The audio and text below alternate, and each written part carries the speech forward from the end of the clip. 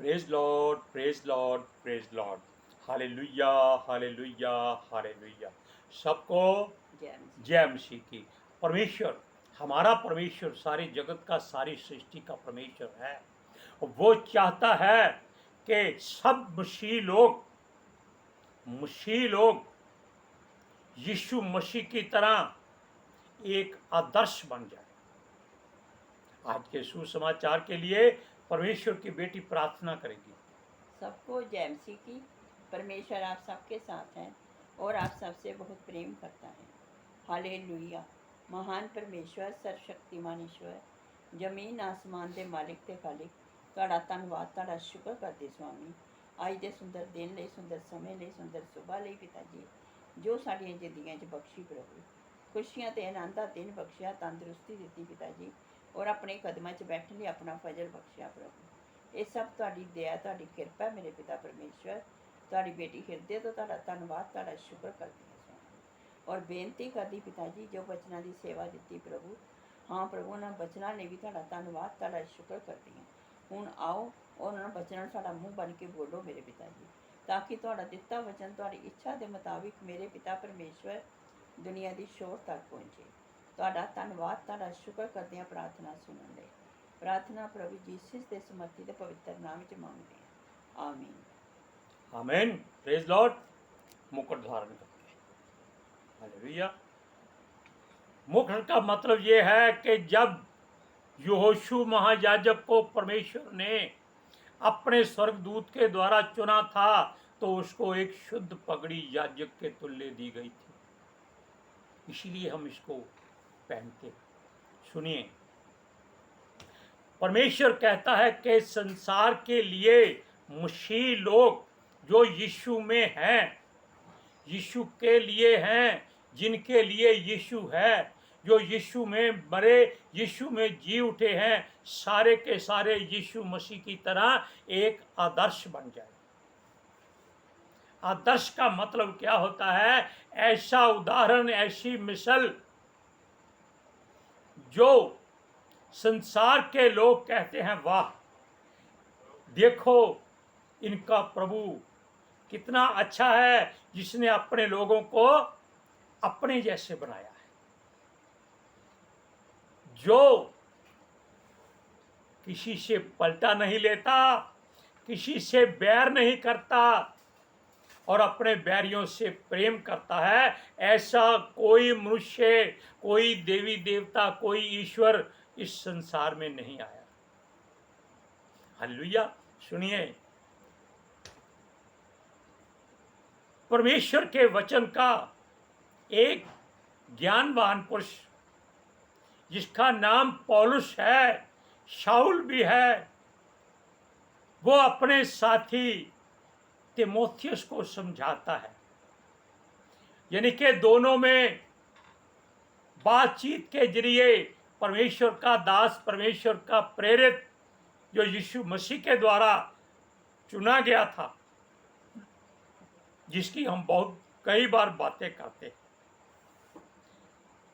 वो कहता है कि जो मसीह पर विश्वास करता है, जो मसीह का मतलब है कि परमेश्वर के वचन पर विश्वास करता है, वो हर तरह से बलवंत बने या बनने की कोशिश करे या बलवंत है। अब तीनों में आप कहाँ हैं? आप इस बात को सोचिए। हम कोशिश करते हैं कि हम प्रभु यीशु मसीह में बलवंत बन जाएं। हालेलुया। सुनिए, शरीर में भी, आत्मा में भी, वचन में भी, क्योंकि उसे मसीह में जो अनुग्रह पाया है, यानी कि जो प्रभु यीशु मसीह में अपने आप को डुबो लेता है, वो शारीरिक तौर पर भी बलवान, आत्मिक तौर पर भी बलवान और वचन में भी बलवान होता है। इसकी मिसाल परमेश्वर का यही प्रेरित पौलुस है, जो कहता है डंके की चोट पर अगर कोई मेरे साथ शारीरिक तौर पर भी इस बात को करना चाहता है, किसी बात को, तो वो देख सकता है, वो शरीर में कमजोर नहीं है। आत्मिक तौर पर भी चाहे तो वो उसमें भी आकर मुकाबला कर सकता है, वो उसमें कमजोर नहीं है। और वचन में तो वो कमजोर है ही नहीं। क्यों? उसने किसी मनुष्य से वचन नहीं पाया, किसी की सलाह नहीं ली, किसी से शिक्षा नहीं पाई। उसने डायरेक्ट सीधा परमेश्वर के प्रिय पुत्र से ऐसा अभिषेक पाया। उसने पहले अपनी आंखें बंद करवा ली, संसार को छोड़ दिया, फिर नई आंखें हनन्याह नबी के द्वारा उसको परमेश्वर ने दी और उसको ज्ञान दिया। लेकिन दो पुरुष और हैं जिनको परमेश्वर ने ये पवित्र शास्त्र खिला दिया था।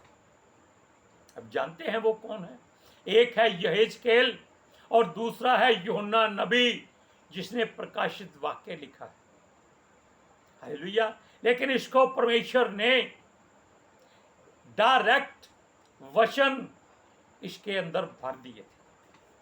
हालेलुया। अब देखिए, वो कहता है कि ये समझ उनको कहां से आई? परमेश्वर ने सिखाई। अकेले में नहीं प्राप्त हुई, परंतु गवाहों के सामने की एक गवाह कौन थे? एक तो उसके जो साथी सिपाही थे, जिन्होंने एक जगह में नबी कहता है कि उन्होंने उसकी आवाज सुनी, देखा नहीं। दूसरे तरफ दूसरा कहता है कि उन्होंने उसकी रोशनी को देखा, लेकिन और कुछ नहीं सुना। लेकिन बात गवाहों की है। तीसरा नबी हनन्याह, जिसने उसकी आंखें खोली, वो उसका गवाह था। हालेलुया। सुनिए, और संसार में और यीशु के गवाह ठहराए जाने में उसे किसी बात की आपत्ति नहीं हुई। वो आगे आगे दूसरों को भी सिखाता गया। वो कहता है आप भी सिखाते जाओ। वचन में क्या लिखा है कि आपने सेंत में पाया है, सेंत में दो। हम भी सेंत में पाया है, सेंत में लोगों को देते हैं। हमारी कोई कलीसिया नहीं है, कोई चर्च नहीं है, हमारा सारा संसार हमारी चर्च है। हालेलुया। अब देखिए, परंतु ध्यान रखो, सीखने वाले भी इस लायक हों कि वो वचनों को आगे सिखाने वाले बने। इसी कारण मसीह के बनाए हुए योद्धाओं की तरह, जैसे मसीह ने कोई कमांडो तैयार नहीं किए थे, वो अपने आप में खुद ही एक सामर्थ था। हालेलुया। सुनिए, उसने कोई भी नागा साधुओं की तरह वस्त्र उतार तक प्रार्थना नहीं की, राख नहीं मली, जंगलों में जाकर उड़दंग नहीं मचाया, कोई हथियार नहीं लिया, कोई सभा नहीं बनाई, कोई कलीसिया नहीं बनाई, कोई चर्च नहीं बनाई। हालेलुया। और ना ही उसने कोई सेना, जैसे आरएसएस वाले हैं, और भी कई तरह के ऐसे समाज के लोग हैं जो केवल अपने ही लोगों को डराने के लिए हथियार उठाते हैं। जाकर फौज में भर्ती नहीं हो सकते ताकि देश की रक्षा हो और वो शहीद कहलाएं। यीशु ने कुर्बानी दी है, ऐसी कुर्बानी संसार में किसी ने नहीं दी। सुनिए, वो कहता है कि उसके योद्धा तो होते हैं याजक या महायाजक, जिनके पास वचनों की दो धारी तलवार होती। हालेलुया। सुनिए, वो गाते भी हैं, सुनाते भी हैं, प्रचार भी करते हैं, और परमेश्वर उनके द्वारा लोगों को चंगा भी करता है। वो चंगा नहीं कर सकते, मनुष्य कुछ नहीं कर सकता। मिट्टी है, मनुष्य पर विश्वास मत करो, भरोसा मत करो। इस पर करो, परमेश्वर के वचन पर, यीशु मसीह पर विश्वास करो। वो कहता है ये लोग शारीरिक सामर्थ नहीं रखते, क्योंकि इस बात की यीशु ने इनको मनाही की है कि पलटा नहीं लेना, जो पलटा लेगा वो परमेश्वर का सेवक नहीं है। सुनिए, जो शारीरिक सामर्थ्य को भी लज्जित कर देते हैं, ऐसी सामर्थ्य वो रखते हैं। आप जानते हैं कि वचन में लिखा है, उसने कमजोरों को, बीमारों को क्यों चुना है? ताकि वो संसार के बलवानों को लज्जित करें। उसने मूर्खों को, अज्ञानियों को, नासमझों को क्यों चुना है? ताकि संसार के विद्वानों, ज्ञानवानों को लज्जित करें। हालेलुया। अब सुनिए, इसीलिए प्रेरित पौलुस अपने साथी तीमुथियुस को मसीहत के लिए यीशु मसीह का समर्थी योद्धा बनाकर अपने साथ दुख उठाने के लिए तैयार करता है, क्योंकि जितने दुख पौलुस ने सहे हैं उतने किसी और ने नहीं सहे। यानी कि प्रेरितों में, विश्वासियों में और याजकों में किसी ने भी नहीं। अब वचन को सुनिए, 2 तीमुथियुस 2 अध्याय उसका 1 से 3 आयत।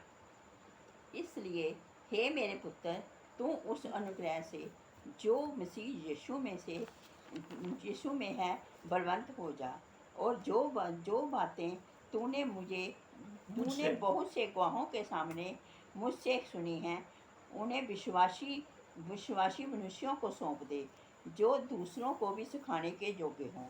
मसीह यीशु के अच्छे योद्धा के समान मेरे साथ दुख उठा। हालेलुया।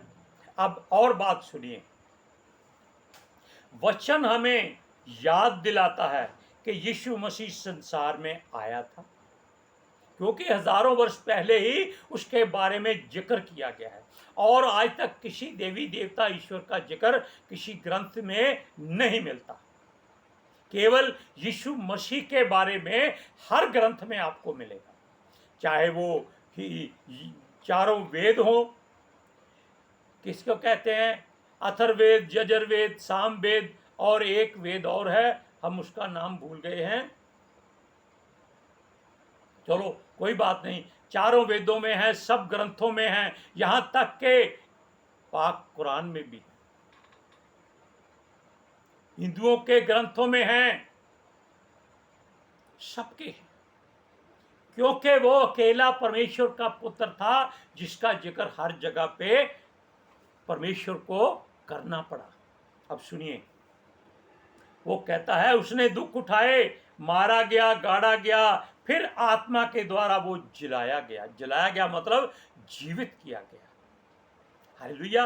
अब सुनिए, और युगन युग के लिए परमेश्वर के दाहिने बैठ गया और हमारे लिए विनती करता है। हमारे का मतलब हम दोनों नहीं हैं, जितने भी इन वचनों को सुनते हैं उन सब के लिए।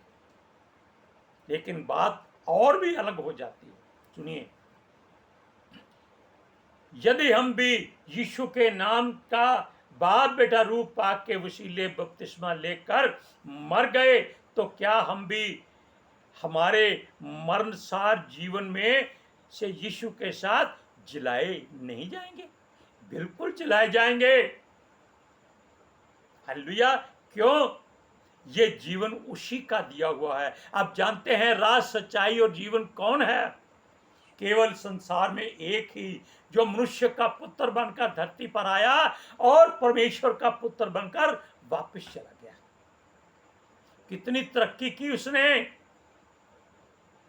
कि उसके आगे कुछ नहीं है जहां परमेश्वर है। हालेलुया। अब सुनिए, वो कहता है हमारे मरणसार जीवन में भी यीशु के साथ जलाए भी जाएंगे। वो तो पिता के पास जाकर संसार के ऊपर राज्य करता है। पिता के पास जाकर संसार के ऊपर राज्य करता है। आप इस बात को जानते हैं? यूहन्ना की 17 अध्याय में लिखा है, यूहन्ना की इंजील में, कि सारा अधिकार परमेश्वर ने यीशु मसीह को दे दिया। हालेलुया। बाकी और भी जगह पर यह लिखा हुआ है कि जब उसने रोटी का टुकड़ा सिरके में डुबोकर यहूदा इस्करियोती को दिया तो शैतान उसमें समा गया।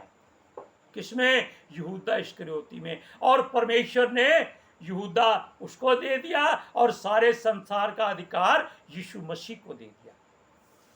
यानी कि एक पुरुष के बदले,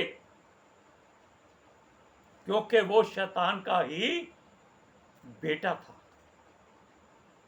यानी कि उसने अपने बेटे के बदले में, शैतान भी देखो कितना अपने बच्चों से प्रेम करता है। सुनिए, वो कहता है, उसने कहा था कि वो भी उनके साथ स्वर्ग में 12 गोत्रों का न्याय 12 सिंहासनों पर बैठकर करेंगे। यीशु ने अपने 12 चेलों से ये बात कही थी, लेकिन इस यहूदा इस्करियोती मारा जाने के बाद ये पतरस ने एक चेला और, उसका नाम नहीं याद, उसको उसकी जगह पर परमेश्वर के मर्जी से पितर आत्मा के द्वारा चुना था, मत्तिया। ये तब फिर से 12 हो गए थे, लेकिन पौलुस एक अलग रुतबे का परमेश्वर का दास था, वो इन 12 में से नहीं था। क्यों? वो यीशु के मरने के बाद आया था और मत्तिया भी बाद आया था, लेकिन प्रेरितों के द्वारा चुना गया था। हालेलुया। सुनिए, वो कहता है कि परमेश्वर पर भरोसा करना और वचन पर विश्वास करना, यानी कि यीशु मसीह पर विश्वास करना, तब ही यह होगा और हम सब मसीह यीशु में जीवित रहेंगे। याद रखना, उसका इनकार मत करना। आपने वचन सुना है, उसने कहा है, इसको भी कहा था, ये भी इनकार करती थी। कहता है, बेटी अगर तू मेरा इनकार करेगी, जब मैं स्वर्ग में जाऊंगा, स्वर्ग दूतों के सामने, पिता के सामने तेरा इनकार कर दूंगा।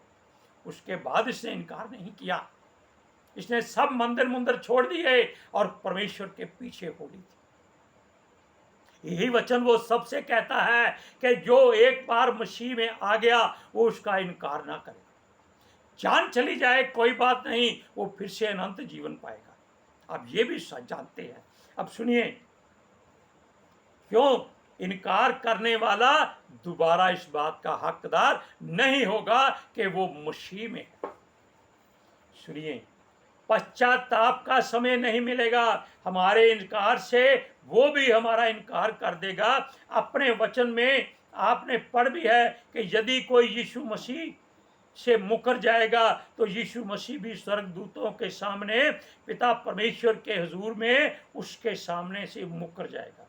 हम अविश्वासी हैं, बेशक प्रभु को ज्यादा नहीं जानते, ज्यादा नहीं मानते, लेकिन वो हम में पूरी तरह वैसे ही रहता है। वो विश्वास कभी नहीं तोड़ता, वो अपना इनकार कभी नहीं करता।